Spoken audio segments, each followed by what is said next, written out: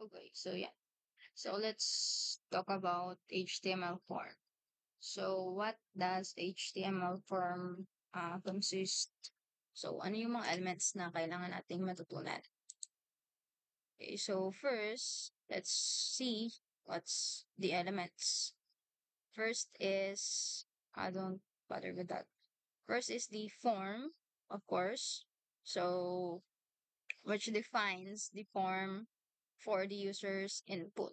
Okay. And then inside that form is the input, the text area, the button, select, option group, label, and so on. So this is the elements that we're going to use when it comes to forming or creating a form in our HTML document or in our web page.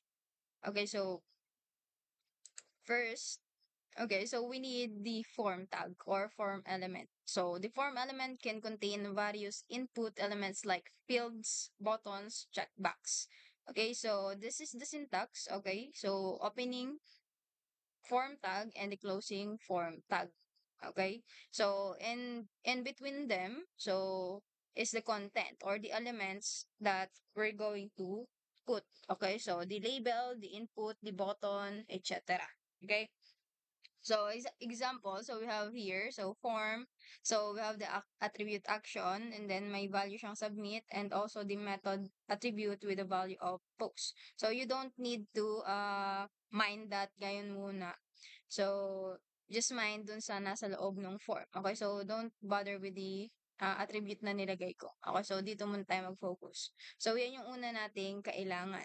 Okay, so ngayon, let's create that in our Visual Studio Code. So, put tayo ng basic tags. And yan. So, let's just name this form. Or let's just say student form. Okay. So, now, inside the body, so, in here, we're going to add the form tag. It's like this one. So, for the action attribute and its value, so don't mind that muna. Okay, so, we're going to create a form. So, we're going to focus sa part na kung ano yung ilalagay natin sa form. Okay? So, when it comes to form, so, sa mga form na pinipilapan natin, so, there's fields na kailangan nating fill upan. Okay? So, example, lalagyan natin ng pangalan. Okay? So, may mga label doon na nakalagay. Example, what's your name? Okay? Or first name, last name, and so on. Okay? So, for example, let's search for a form. Okay? Let's just say pag-ibig form. So, for example, this one. Hanap tayo malinaw-linaw. Okay, so for this one. So, example, this one, see. Okay, so this one. Ayaw makita. Okay, so ito na lang. So, there's a label here that says employer's business name. And then, the second one is business address. Okay, so, there's a text na nagsasabi kung ano yung dapat mong ilagay sa field na to or sa box na to. Okay, so, when it comes to HTML, okay, so, the label that we are talking about is what we call label tag. Okay, so, literal. So, label tag. So, yan. And then, as you can see dito, may opening tag tayo. May makikita kayong attribute na for. So, that is for the paggagamitan nating input. Okay? So, the box na kung saan tayo magpipill up. Okay? Sa label, ito yung pinaka-label ng ating pagpipill upan na box. Okay? While the input is something or the element na pagpipilapan natin. So, the box. So, if we show preview, so in here, you'll see the box. Okay? Now, we don't have any content in between the opening and the closing tag of label. Now, we can say in that is first name. First, sorry, sorry. First name. Okay, or let's just say full name. Full full name. Isa sa Okay, so yan. So, that is the label. Okay, so para magkaroon tayo nung part ng, yan, yung may mga nababasa natin kung ano yung ating ilalagay dun sa mismong box na pagpipilapan natin. So, that is label. Okay, now for the box na pagpipilapan natin, so that is input. Okay? So, nakadepende sa type ng value ng kanyang type attribute yung kanyang kukuning value. Okay? So, if it is text, okay? So, ang kukunin niya ay mga text. Okay? And numbers. Okay? So, yan. For example, yan. So, ngayon, if you're going to get a different input, okay? So, for example, birthday. Okay? So, for example, create tayo ng another label or copy-paste na lang natin to. Okay? So, sa baba, let's just say dito ay gamit tayo ng BR. Yeah. Let's just say this one is birthday. Okay? Now, of course, we need to take an input na may kinalaman sa date. Okay? So, ngayon, in this type, or the value ng type attribute, we can say date. Okay? And then, it will turn into date input. Okay? So, we can just click the icon and select the date kung kailan tayo pinanganak. Okay? So, yan. So, for this, so yan. So, dito sa mga input natin, so, nag-add tayo dyan ng ID or ID attribute. Okay? So, to indicate yung pangalan or yung pagkakakilanlan ng ating input. Okay? So, for example, ID. And then, let's just say this one is the F or full name. Okay? So, full name. Okay? So, for the value of 4, okay? So, we need to copy this and the value of 4. Okay, so yeah. So, this indicates that this label is for this input. Okay? So, kailangan nyo maglagay ng ID and the value sa loob niya para may mailagay tayo dun sa loob ng 4. Okay? So, indicating that this one, okay, this input, ang label niya ay ito. At ang label na ito ay para kay input na may ID na full name. Okay, so that's the indication of the for attribute. Okay, so same goes with the other attribute. Okay, so you need to put an ID para makilalang sila talaga yon. Okay, so kasi pagpasok natin sa Java, so we need this to manipulate the data. Okay? So, dapat hindi magkaroon ng parehas na ID ang mga inputs natin. So, dapat ito ay unique. Okay? So, yan. Then, next is, let's just say birthday or be, uh, B-day. Okay? So, copy and just paste it there. Okay? So, yan. So, ngayon, next is, what about kung gusto natin kumuha ng age? Okay, so like, number lang yung gusto natin kunin. So, doon napapasok yung part ng another input ulit natin. So, that is number. Okay, so, these are the examples of input elements. Okay, so wait lang. So, the input types are this. Okay, so this one. Okay, so the first one is the text. Okay, so obviously, siya yung tumatanggap ng text. Now, when it comes to password, siya naman yung kumukuha ng password. Okay? Kung gusto nyong kumuha ng input na email, so ang gagamitin yung type ay email. So, kung ang kukunin yung input ay URL, so you need to indicate that is a URL. Now, if it is phone number or telephone number, so you need to choose the tel. Okay? When it comes to numbers or number lang yung gusto mong kuning input without any text. Okay? Without any alphabetic character. Okay? So, you just say number. Okay? Now, if it is when it comes to range, okay, from 1 to 100 or something like that, so you use range. Now, with the birthday, okay, you can use date. Okay? Now, when it comes to time, okay, you can use time. Okay? So, when it comes to date, time, okay, or yung pinaka-local na date and time, so magkasama sila, so you can use date and time. Okay?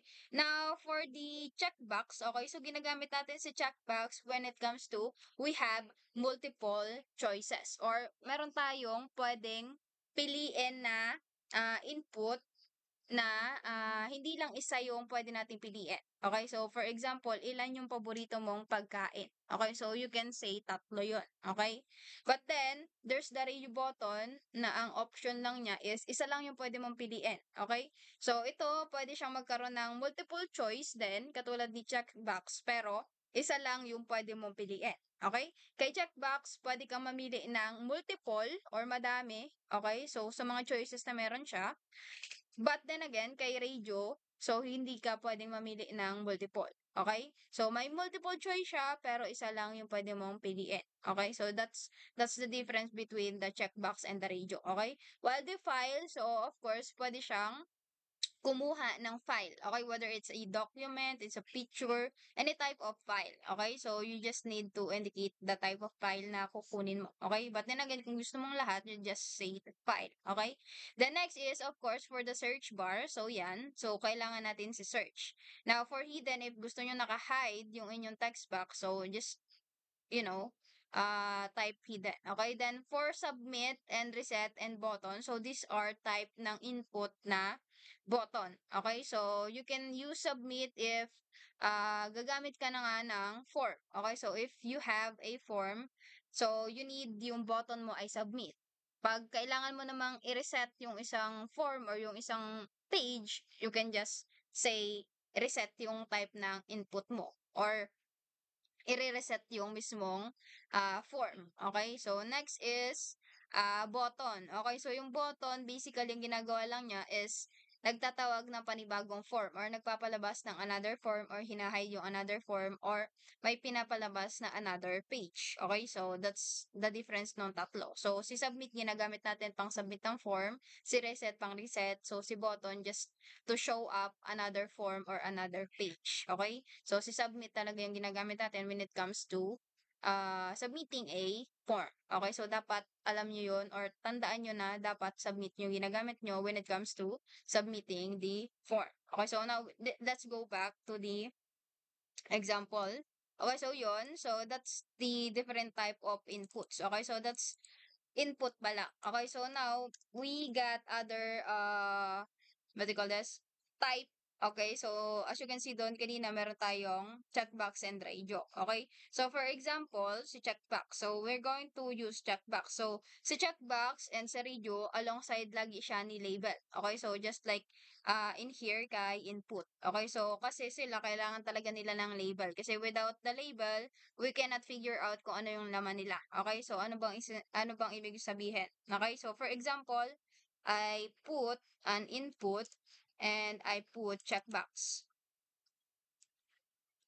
Yan. Okay? So, as you can see doon, sa gilid, nagkaroon ng, yan, meron na tayong checkbox. Kaso wala siyang nakalagay kung para saan siya. Okay? So, doon pumapasok si label. Kaya, importante si label sa ating checkbox at kay radio button. Okay? So, lagyan lang natin muna ng space. Okay, so yan. So, if we put label dito sa taas, yan, and just say natin na, let's just say ito ay choices natin. Lagyan natin ng H1. So, let's just say, fave food. Okay, so, for example lang, okay? So, let's just say fave food ang nakalagay dyan. So, magkakaroon tayo ng list ng paboritong pagkain. Okay, so yung una, kunwari yung una. So, let's just pangalanan natin siyang, okay. So, next, kung maglalagay ka pa ng panibago or gusto mong itong box na to nasa unahan, just, uh, what do you call this? Pagpalitin nyo lang sila ng position. Okay, so just like that one. Okay, so yan. And then, once na gusto mo mag-add ng panibagong, what do you call this? Panibagong list. Okay, so ganun din lang. Input ka lang ulit and then label. Okay? So, make sure lang na meron ulit siyang ID para alam natin kung ano yung kanyang pangalan. Okay, so for Menudo to. Okay, or sabihin natin checkbox underscore Menudo or CV. Okay, so para mas maikli. And then for, yeah. So, para alam natin. Then next is, of course, again, input. And then, let's just say checkbox. Copy na lang natin to para mabilis. And then, let's just add another label. Let's just say CB, tinola naman to. Okay, and then let's just copy this one and add it in this text box. Paste. Okay, so yan. Then, lagyan natin siya ng label na tinola. Okay, so yan. Meron na tayong dalawa. So, add pa tayo ng isa.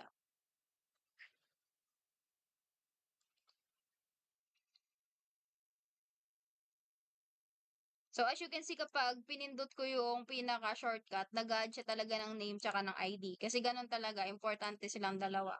So, lagyan na din natin. Okay, so yan. And then, sabihin natin sinigang. Okay, so yan. And then, another label again for sinigang. Okay, so copy na natin yan. And then, okay natin kay 4 again. And let's just say sinigang. Okay, so yan. So, we got four options na. Okay, so yan. So, yan, pwede natin siyang i-check lahat. Okay, so yan. So, yan yung pwede natin gamitin when it comes to uh, multiple yung kukunin nating input. Okay, so pwede nyo tong gamitin when it comes to the choices ng if ever man, okay, so sa medical record, so dun kasi may nakalagay kung may asthma ka ba, may cancer ka ba, etc. Okay, so di ba may mga checkbox dun minsan, so dun nyo sa part na yon ito pwedeng gawin. Okay, when it comes to menu system naman, okay, so sa gantong parte, okay, so kung saan sila, kung ano pipiliin nilang pagkain sa menu. Okay, so just check or use the check button. Okay? Now, next is for the radio button. Okay, so let's just add a comment and sa baba mag-add tayo ng or mag-BR muna tayo dito para maghiwalay sila. Okay, so yan. And then let's just add an input na kumukuha naman ng isa lang na value mula sa multiple choices. Okay, so let's just say radio. Okay? So, yeah. So, ganyan na itsura niya. Okay? So, without the label, so hindi din natin alam kung para saan siya. Okay? So, obviously, kailangan natin maglagay ng label. Okay? So, let's just say, ito ay for gender choice. Okay? So, or ano yung sex mo. Okay? So, let's just say, sex. Okay? So, yan. So, ngayon, sabihin natin dito sa label nito is, itong unang choice is the male. Sorry. Okay, and then lagyan natin sa ID niya na siya ay or lagyan natin na RD, indicating radio button, so say male, and baguhin din natin to kasi binago natin yung isa. Yan. And then let's just say male. Okay, so yeah. So we got male. Okay, so of course, lagi naman dalawang choices dyan, male and female. So ngayon copy na lang natin to. And lagyan na lang tayo ng BR. And, okay, kahit hindi na pala. So, paste na lang natin. Yan. And then, let's just say ito ay si female. Si female. Okay, so yan. So, we got option na male and female. Okay, so, yan, pwede din namang dumami yan. Okay, so, ang ano lang talaga sa kanya is tandaan nyo na ito, pang madamihang pagpili. Okay, so, dito naman sa radio button, so, isa lang yung pwede nyong piliin sa kanya. Okay, so, parang pag nag exam kayo ng multiple choice, 'di ba? So, meron kayong apat na choices pero isa lang yung kukunin niyang sagot. Okay, so parang gano'n. So, gano'n pinagkaiba. Kasi yung kay checkbox, pwede kang pumindot or kumuha ng madaming input. Okay, so nakadepende sa kung ano yung i-check mo. Okay, so yun. So, next is, proceed tayo dun sa um, text area. Okay, so si text area. So, si text area, ginagamit natin siya for getting a larger uh, text or larger amount of text, like isang paragraph. Okay? So, unlike this one, so isang line of text lang yung kinukuha niya. Yan. So, hindi siya kumukuha ng multiple line of text. Okay? So, ano ang ibig sabihin? So, if we add text area, okay? So, yan. So, as you can see, pag nag-type tayo dyan, so yan, multiple line. As you can see, napunta siya sa baba. Okay? So, kapag kukuha tayo ng masyadong mahabang text like a message, a paragraph, okay? So, yun. So, we can use text area sa parte na yun, okay?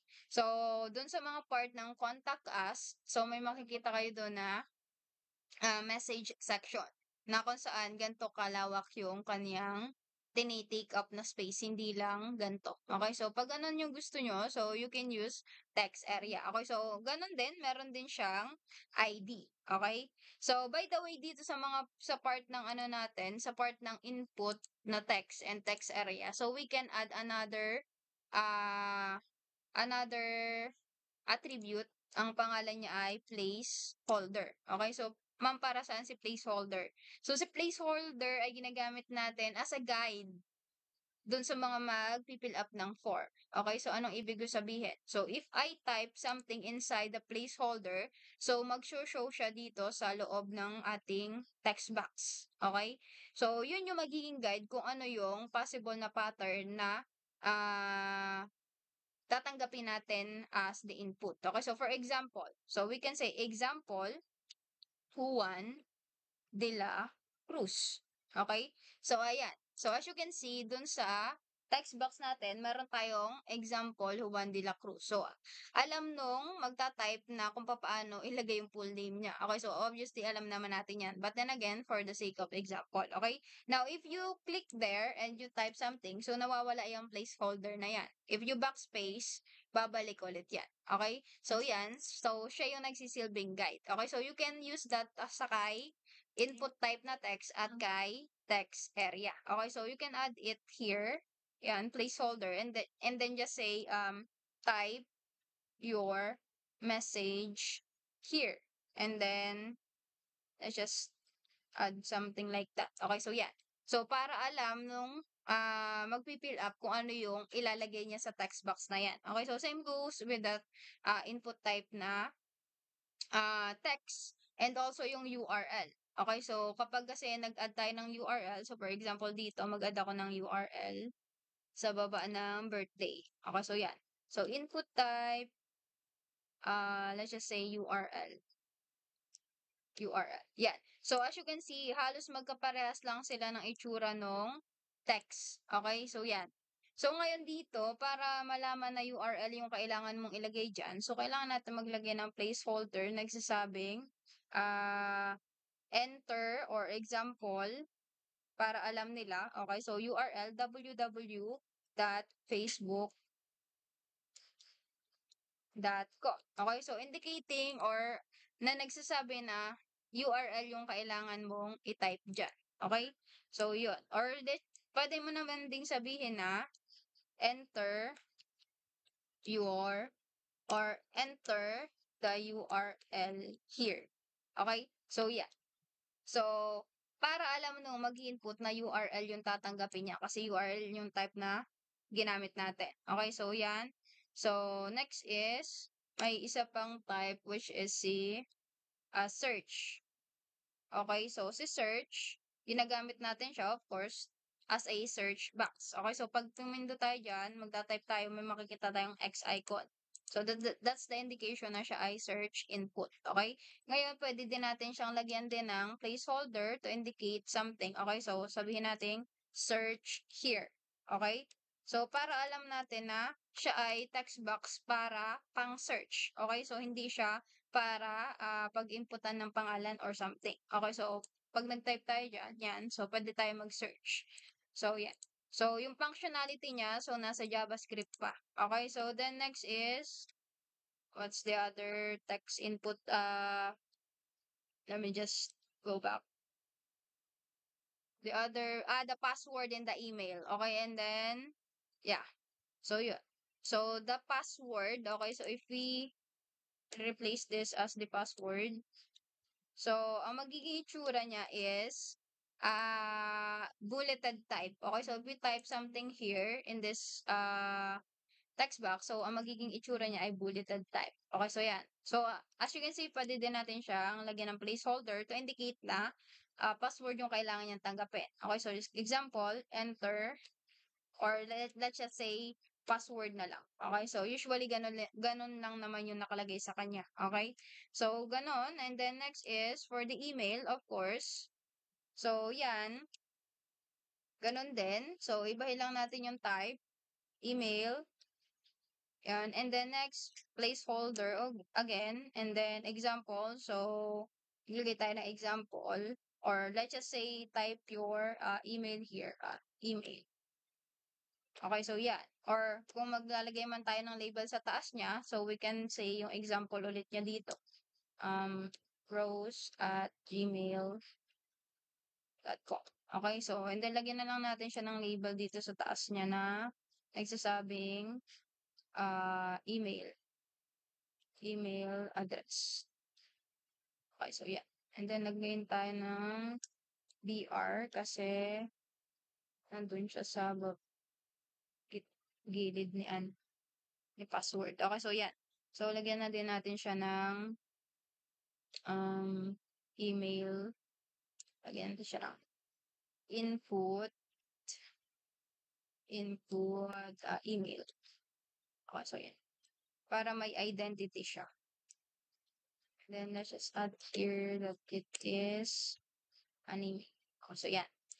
So, yan. So, next is for the telephone. Okay, so ganun din. So, for telephone, you just say tel or yung sa mga mobile number na ginagamit natin. Okay, so let's just add another one. And let's just say IPTEL. And then let's just replace this. Tel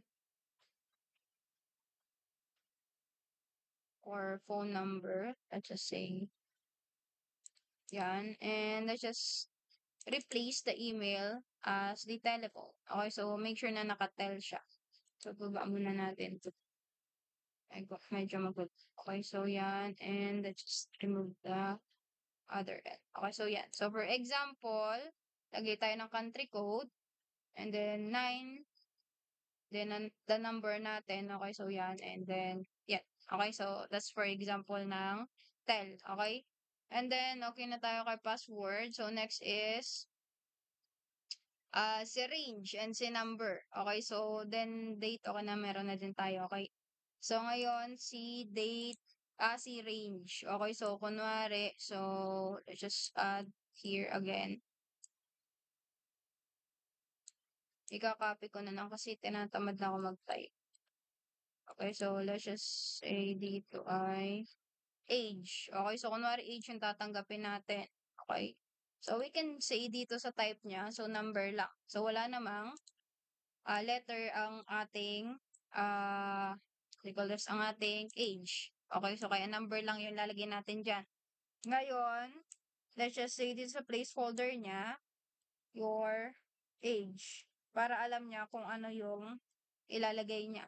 Okay, or let's just say example na din lang. Okay, 26. Okay, so yan. So, next is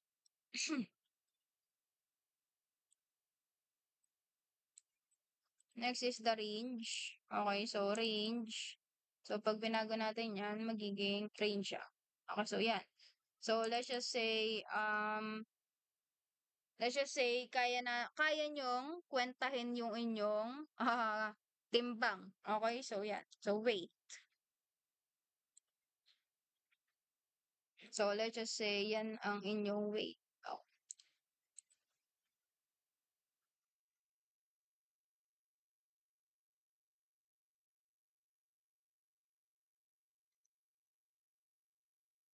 Okay, and then just say, ito ay inyong,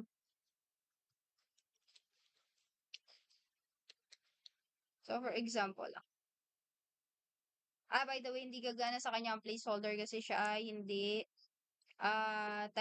textual input. Ibig sabihin, hindi siya tumatanggap ng text. Okay? So, pag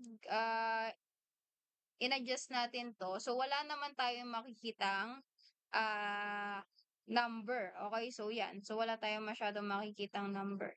So, ito ay gumagana alongside Java. Okay? So, ito yung pinaka range niya. Nakadepende sa ilalagay nating minimum and maximum value. Okay? So, mamaya papakita ko yung example kay output. Okay, so kasi nasa mga input pa lang tayo. So, yung isa nating type ng gagamitin is output. Okay, so yan.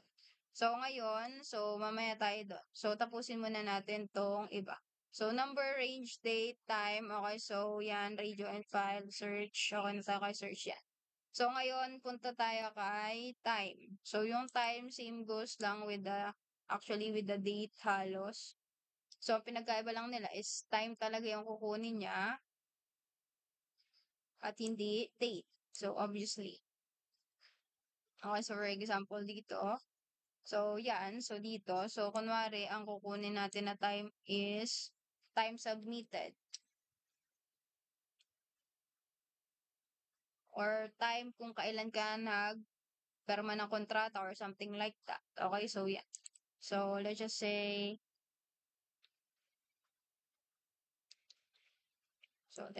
T submit. And then sa ID, ganun din. Okay? And then, let's just add a placeholder. Or, wag na pala. Sorry. Kasi siya ay time. Dito, babaguhin natin yung date as the time.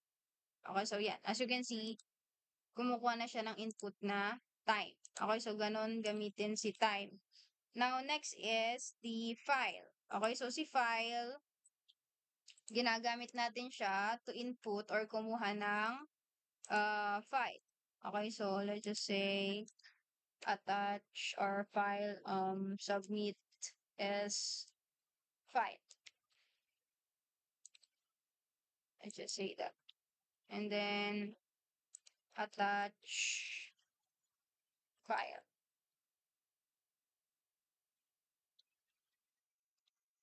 And then let's just say dito sa type niya is file. Okay? So automatically may makikita kayong choose your file. Okay? So if you click that, so automatically ilalabas niya yung dialog box ng inyong computer kung saan pwede kayo mamili ng file na gusto nyong i-input sa kanya. Okay? So click lang yon and then click open. So yun ay yan, kunwari yan. So yan, babasahin niya yan dito sa gilid. Okay, so ganun si attach file. Okay? So next is for okay. So no. Search, okay na tayo kay search. Date, time, okay, so yan. So local, time. So ganun din, pinagsama lang siyang date and time. Okay, so let's just copy this one. Ilagay natin sa pagitan yan. Okay, so time or date time, date, dash time, or date time, dash local. Ayan, so yan. And then let's just say, yan din, date time, DT time submit. Okay, so yan, date time, date, and time submitted. Okay, so yan.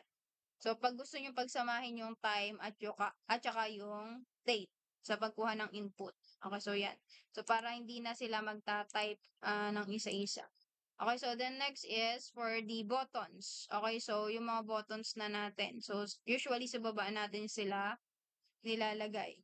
By the way, itong text area, so along with label din lagi ito. So, for example, message or messages. Sorry. That is message.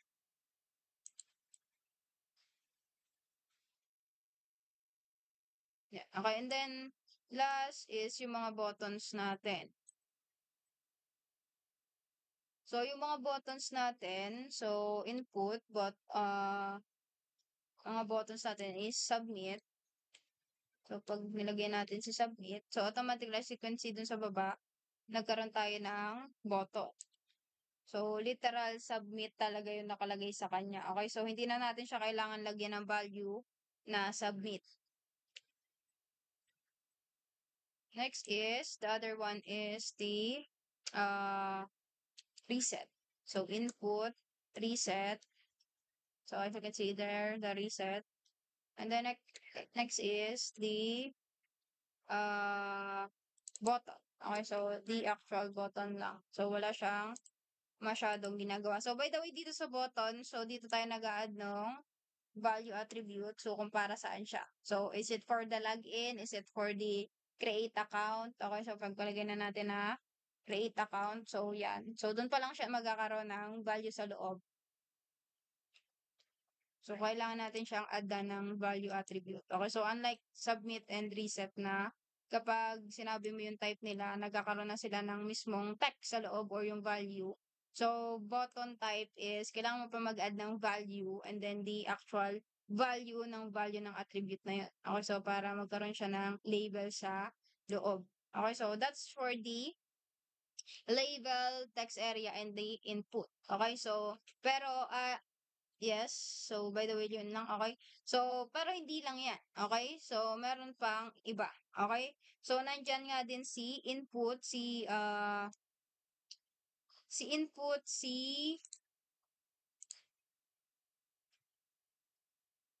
wait lang. Okay, so yan, si input. So, nandun pa lang tayo kay input. Okay, so that's the type of input. Now, text area. Okay, so we have talked about text area, the button. And of course, there's the select, the option, and the up group elements. Okay, so yan ay ginagamit natin for creating a drop-down choices or drop-down box. Okay, so along with select, so inside select, okay, so sila yung nanay or si select yung nanay. Then option group is the child of select, while the option is the child of option group. Okay? So, si option group yung nag-group dun sa mga options na meron tayo. Okay? While si select siya yung nag-group naman dun sa mga options group. Okay? So, siya yung pinaka-container. Okay? So, ng option group. Okay? So, for example, dito, we have two option groups.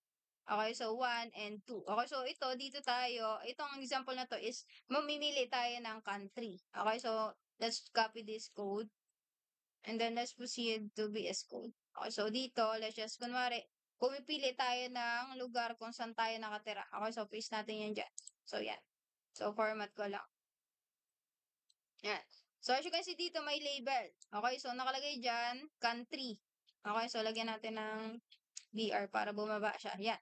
So, anong country yung kinabibilangan mo? Okay, so as you can see dito, may North America, so US and Canada, Europe, Germany, and France. Okay? So, yung ating North America, so yung lumalabas yan because of the option group. Okay? So, or si up group. Okay? While yung ating USA and Canada, so lumalabas siya because of the option. Okay? So, yung part naman na paglabas ng drop down, so that is because of the select. Okay, so dito, kailangan nyo na yung value is present again. Okay, dito naman kay option group, meron tayong label attribute. Okay, not label tag, label attribute. Okay, so para saan yung option na yon. Okay, so for example, ang hindi country yung pinag-uusapan natin dito, like sabihin natin dito sa atin, province. Let's just say province. Province. Okay, so let's just say dito sa papamilian instead na country is province. Province. Okay, so yan. So nakalagay na dyan ang province. So dito sa ID, so tanggalin na din natin or palitan natin siya ng probinsya. Okay, so yan. So, next dito sa option group, so ano ba yung province na meron tayo? Okay? So, so tanggalin muna natin tong isang option na to. Yan. Para isa lang muna yung nakikita natin dito. So, as you can see dito, isa na lang yung nakikita nyo. So, ngayon, let's just say, yung province natin is Occidental, Mindoro, and then the other one is the Oriental. Okay? So, tanggalin din muna natin tong option na to. So, lagay muna tayo ng dalawang option group. Okay? So, sa panibagong option group, okay, so yan. And then, lagay natin sa loob, sa kanyang label, rather, that it is Oriental Mindoro. Okay. So ngayon, ano-ano yung under ni Occidental Mindoro and then Oriental Mindoro. Okay, so doon natin sila ilalagay sa loob ng mga option group nila. Okay, so as you can see dito, wala akong makitang option under Occidental and Oriental. Pero nandiyan na si Occidental and Oriental. Okay, so that's because of the option group. Itong dalawa na to. Okay? Now, if I add option D dito, okay? Yan. So, dito, may option na siya pero walang laman. Okay? So, let's just add Mamburao. Mamburao. Okay? So, ito ay pagkakakilanlan ng option group na to. Okay? So, instead na gumamit tayo ng ID, so, ginamit natin muna ay value. Okay? So, kasi ito yung gagamitin natin when it comes to JavaScript. Okay? So, ngayon, ano yung dapat makita ng tao? So, let's just add dun sa loob ng in between the opening tag and closing tag ng option element. Okay, so yan. So, Mamburao. So, kaya pag pinindot natin dito, yan, nakikita natin si Mamburao. Okay, so sino pa ba? So, option number 2. So, option number 2 is Sablayan. Sablayan. Okay? And then, dun sa kanyang text, sa makikita ng tao, Sabla, yan. Okay? And then next, ano pa ba? San Jose. Okay? And then, so on and so on. Okay? So, you can input as long as nag-exist siya. Okay? So, San Jose. Sorry. San Jose. Or let's just say San Jose. Yan. Then, San Jose. Yan.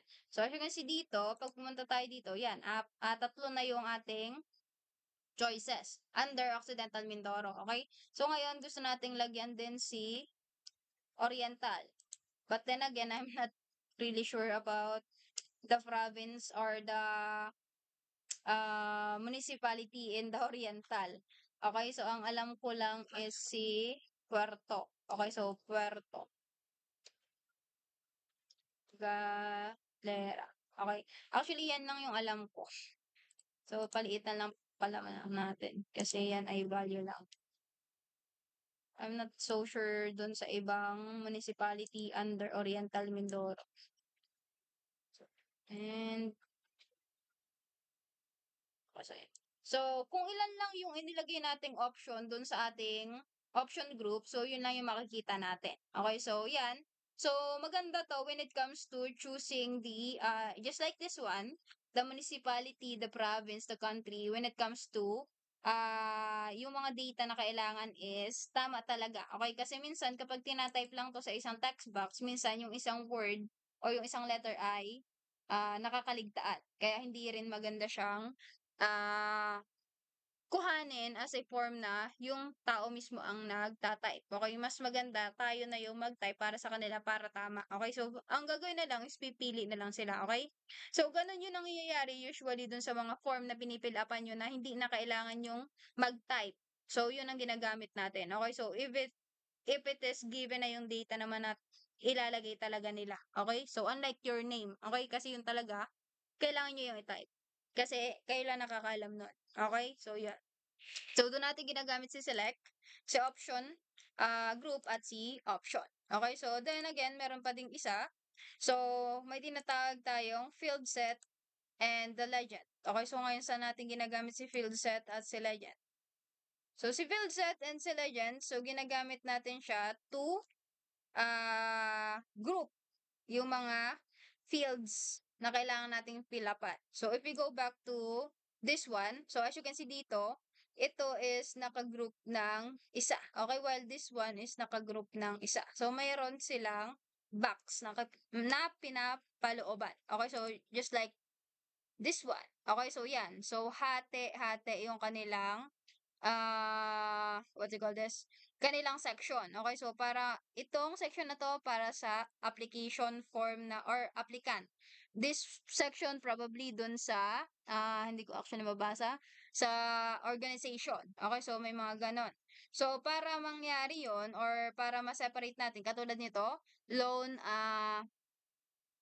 particular. And then this one is collateral and this one is borrower's data. Okay, so nahahati per section yung isang form. Okay? Now, para hatiin natin yung mga forms, so minsan gumagamit tayo ng field set. Okay, so together with the legend tag. Okay, so kasi yun yung pinaka-label kung para saan na yung pinipilapan natin. Okay? So for example, itong form na to, na example natin. Okay, so yan. Open muna natin siya sa browser para makita nyo siya ng mas actual size. Okay, so yan yung actual size ng ating uh, output. when it comes to pag inopen natin siya sa browser. So, yan. Ngayon, gusto kong itong simula kay weight at hanggang sa full name. Ang gusto ko dyan ay personal information lang yung mangyari. Okay, so ngayon, ang gagawin ko dyan, so I'm going to add a field set mula sa label na to hanggang dun, of course, sa label ng or sa input na weight. Okay? So ngayon, mag-add muna ako ng field set. So, let's just say field set. Sorry. Field set. Yan. And then, under that field set, mag-enter lang muna ako. So, mag-add ako ng legend. And let's just say, mag-add ako ng, this is a personal information. So, sasabihin ko siyang personal information. Okay? So, as you can see dun sa taas, nagkaroon ng, what do you call this? Nagkaroon ng, zoom in ko lang. So, nagkaroon ng personal information and then may box siya sa gilid niya. Okay? So, ngayon, pag inilagay ko dito sa loob na to yung mga text box, okay? So, mapapaloob siya dyan. Okay? So, for example, mag-add na lang ako ng bago. Okay? So, kunwari, mag-add ako ng label below this. Okay? So, for example nga ulit, siguro wag na nating personal information. Parent na lang. Parent information. Okay? So, father's name. Okay, F name or let's just say father's name. Okay, and then sa input natin, maglalagay tayo ng input.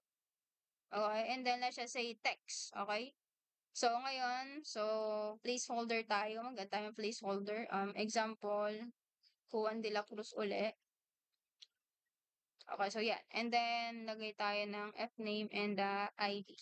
Okay, so practice na natin to para pag nag-Java tayo is hindi nyo na makalimutan si ID. Okay, so dapat magkapara sila ng value ni 4. Okay, so yan.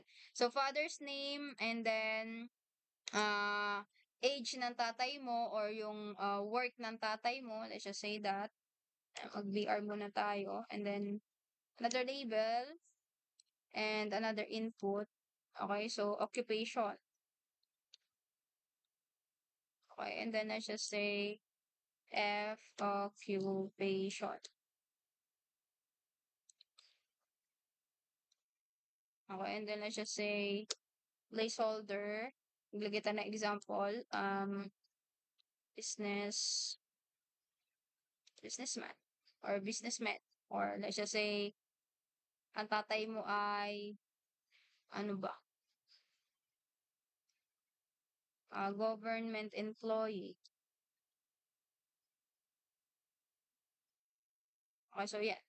So yan, as you can see, ganun gumagana si text field, si field set at si legend. Okay? So ginugroup niya yung mga information na kailangan nating kunin para hindi siya maglabo-labo. Okay? So mas ginagawa niyang neat yung ating pagkuha ng details. Okay? So kunwari itong isa, father's information mo, pwede nating i-copy na lang to and then palitan natin ng sa baba, yan, as you can see sa baba, let's just add, tanggalin natin tong lumabas, dito sabihin natin ay father's information. Okay, while dito sa baba, pwede natin sabihin mother's information. Okay, so para magkahiwala yung data ng nanay at ng tatay nyo. Okay, so dun pumapasok si field set at si legend. Okay, so pag tinanggal mo yung legend, yan. So, mawawala yung pinaka-label niya dun sa taas. Yun yung purpose ni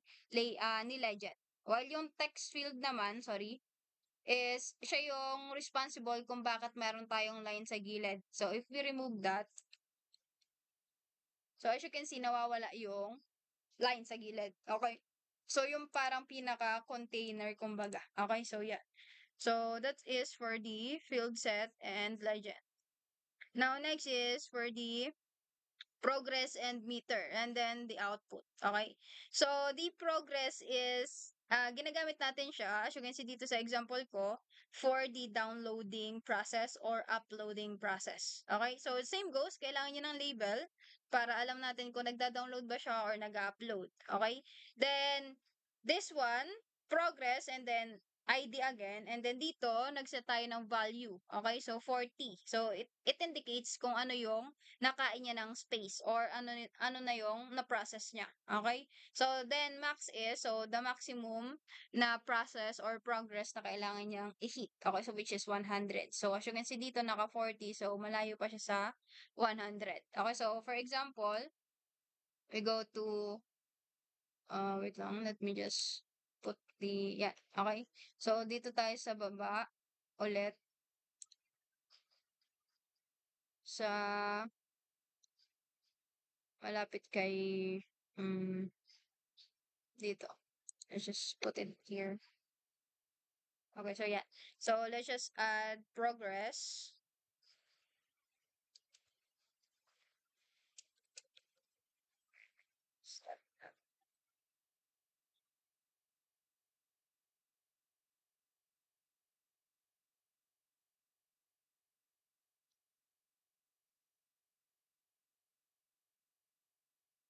Ayan, tagal niya lumabas. Okay, so yan. So, basically, ganyan yung itsura niya kapag wala tayong nilalagay na value or siniset na value. So, parang nagpa-process lang talaga siya or may progress, pero wala naman talaga nangyayari. Okay? So, let's just add a label dito. So, let's just say, dito ay downloading. Okay? And then, sa label niya din is downloading. Sorry. Downloading. Okay, and then next is for the progress. So let's just say the value of this progress is 40. Okay? As you can see, nagpuno siya. Kasi wala pa tayo nilalagay na mean value and max value. Okay, so let's just say, ang minimum value niya, sorry. Ang mean value niya is 1. Okay? And then, ang max value niya ay 100. Sorry.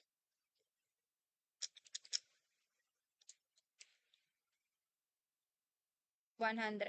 Okay? So, as you can see dyan, nangalahati halo siya. Kasi from 1 to 100, naglagay tayo ng value na 40. Okay? So, if we change that into 10, so as you can see, that's the 10. From 1 to 100, okay?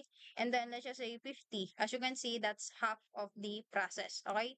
So, yan. So, by the way, ito, hindi naman natin literal nilalagay actually sa, uh, what do you call this? Sa loob ng opening tag ng progress. Kasi ang progress ay, literal, ginagawa natin yung kanyang logic in the JavaScript. Okay? So, hindi tayo naglalagay ng value. But, for the sake of example, so ganyan siya halos nangyayari. Okay, so ito usually hindi natin nilalagyan ng value. Ito hindi. Ito meron tayo actually nilalagay kay min and max, but in the value section, so it depends dun sa paglagay natin ng logic sa kay JavaScript. Okay, so kung paano yung mangyayari. Okay, kung ano yung magiging value niya. Okay, now next is for the meter. So, halos parehas lang sila ng itsura ni progress. Ang pinagkaiba lang is, ang kino-compute ni meter is the actual capacity of the device na ginagamit mo. For example, your hard drive. Okay? So, gaano na ba yung capacity ng iyong hard drive? Okay? So, from 250 to something ganito, ilan na yung nakain niya? Okay? So, for example, so we go to meter. Okay? So, this one. Okay? So, local disk. Yan. So, ano na yung value na nakain niya. Okay, ganun din, meron tayong min and max value. So, pinagkaiba lang talaga nila is, nagkikwento to ng storage while this one is nagkikwento ng progress. Okay? So, that's it. So, let's just add another BR para makita natin yung output. And then yan. And then let's add another label. Let's just say this is this PC. Okay, so this PC. Okay, so ilan na kaya yung kanyang nakakain kunwari ano. So let's just say, okay, so kunwari ito yung computer ko. As you can see, wala pang data. Okay, so pag nag-add tayo ulit ng mean, and then let's just say 100, and then kunwari na naka ano tayo, naka 500 gigabyte. Okay, so like 500. Okay? Tapos ang nakain na ng ating computer or na storage ng ating computer is 250. Okay, so 250. So as you can see, kalahati na yung nandun sa value niya. Okay? Now, if we say 1, so as you can see, walang halos lumalabas. Kung lalagyan natin 10, yun, meron. Konti. 100. Ayan. So, yun. So, bali ganun gumagana si meter. Okay? So, ito din, gumagana siya when it comes to the actual JavaScript. Okay? So, pwede nating i-monitor yung ating nakuha na na file, probably, okay, so na-store na na file, gano'n na siya kalaki, gano'n dami yung nakakain niyang space. Okay, so while this one is the progress actually ng download and uploading. So, that's it. So, next is, okay, so the output. Okay, so si output, so basically dito actually may ginamit akong what do you call this? JS. Okay, so inline ito, inline JavaScript. So, si output kasi is, ang ginagawa niya, based sa input na meron tayo, ina-output niya yung literal output. Okay, yung nakuha natin mula sa input. So, siya yung taga-show nun. Okay, so yun yung trabaho actually ni output. Now, if we, get this example, or let's just create another form, kasi ito ay madami ng form itong nandito sa atin. So, let's just say, out. Let's just say, and put it right here. Okay, so yan. So, dito, so, bali ang ginagawa nito is, ito yung responsible for the computing. Okay, so, if I show preview, okay, so ito yan. So, if I hover or if I drag the range, so magkakaroon ito ng output dito. So, yan. So, pinapakita kung ano na yung amount or value nung ating range. Okay, so once na I drag it here, okay? So, nakikita na natin yung value. Okay, so yun yung power ng JavaScript. Okay? So, if I remove this, yan, if I cut that, sorry. So, if I move it, kahit anong gawin kong move, okay? So, walang nangyayari. Okay? So, yun yung sinasabi nating behavior ng ating web page. So, si JavaScript. So, if I balik ko ulit siya. So, yun, magkakaroon na siya ng functionality. Okay? So, kinikwenta niya yung, what you call this? Yung range. Okay? So, nandito yon sa output. Okay? So, si output yung nag-hold ng value. If I remove output, and if I drag this, as you can see, wala kayong nakikitang result. Okay? So, kasi dito, ang ginagawa nito class is, sabi dito, on input, okay, kapag daw nag-input, okay, ang magiging value, no, sorry. This is a variable, by the way. Okay, so the value of an element changes or the content of of an element with the attribute content ball, okay, is modified. Okay? So, ngayon, ang ginagawa nito is, pinaparse niya yung ating value. Okay? So, itinatransfer, this one is parse int. Tinatransfer niya yung range into a numerical value. Okay? So, dito, meron tayong automatic value na 50. Kaya, nung nag-run tayo, nandiyan siya sa 50. So, if we try it to be 10, so as you can see, nandiyan lang siya sa 10. So, if I refresh that, nasa 10. If I say 100, okay, so wala siyang min and max value pala. So, wait lang. Let's just say 60. Okay, so yan. So, as you can see, 60 na. So, ngayon, if we say yung kanyang input is may max na 200, so as you can see, nag-a-adjust siya. Okay, so let's just say 100. Okay, so yan, bumalik siya dun sa original yung ano, kasi 60 lang to. So, if we say 20, okay, so yan. So, maglagay lang tayo ng max. Okay, so yan. So, ngayon, ang ginagawa nito is yung kaniyang x value. So, kinukuha niya yung x value or magkakaroon ng value yung x. Okay? Yung x magkakaroon ng value mula sa a value. Okay? So, pag si a, which is ito, okay, yung may ID na A, so ito siya, si input, okay? While si X is the output. Okay, so as you can see, ito, may name ng X, okay? So dito naka-indicate yung for A. Okay, so ibig sabihin, this output okay, is for A, okay? Or for the element na may ID na A, okay? So, for the input na may, sorry, output is for the input na merong ID na A, okay? Kasi yun yung ini-indicate dito. Okay, so mag-output siya ng input mula dun sa input na may ID na A. Okay, so kaya ang nangyayari, pag ginagalaw ko yung input natin na may type na range, okay? As you can see, the output, okay, the output is presenting the actual number that I am currently hovering. Okay, so yan. So, kasi dito, ginamit natin yung x or sabi natin, yung value ni x manggagaling dun sa value ni A. Okay, so yun yung sinasabi natin dito. Kaya ngayon, kapag uh, what do you call this? I-move ko siya, okay? So, if I move this, nakikita natin yung output dito sa gilid. Okay, so that represents the output. Okay, so ganun natin ginagamit si output. Kung si input, kumukuha ng input, si output nagpe-present ng in-input natin. Okay? So, siya yung nag-provide ng result.